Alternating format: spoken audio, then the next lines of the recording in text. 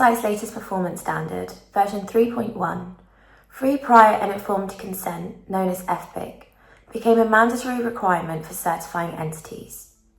Free, prior and informed consent refers to the collective right of Indigenous peoples to give or withhold their consent for any action that would have an impact on their lands, resources, territories, interests or rights.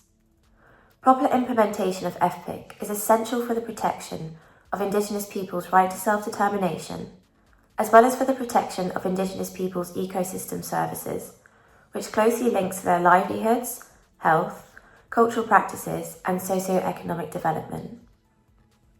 FPIC is often considered an ambiguous concept, and as a process it can be difficult to implement correctly due to the lack of guidance on how to do so.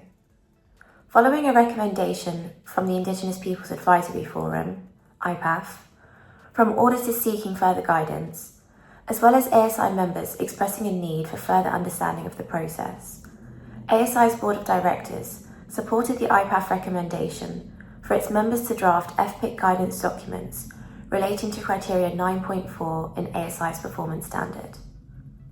3 guidance documents have been developed. The first for certifying entities that have an obligation to apply FPIC in their operations, aligned with the requirements of the performance standard. Secondly, FPIC guidance for Indigenous peoples to outline best engagement practices and what the consent process should look like.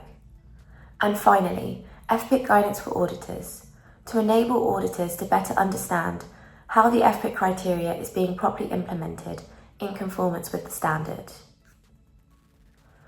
The drafting of this series of FPIC guidance documents was led by an expert in Indigenous peoples' human rights-based issues, with the input and support of the FPIC Working Group.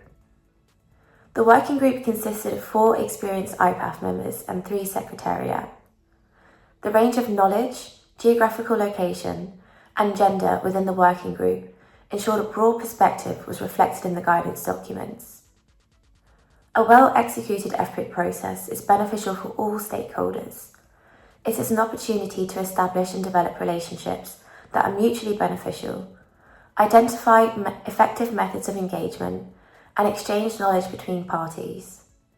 This guidance serves as a tool for certifying entities to apply FPIC respectfully and to create relationships based on respect for rights, trust, and a desire to manage our shared planet sustainably.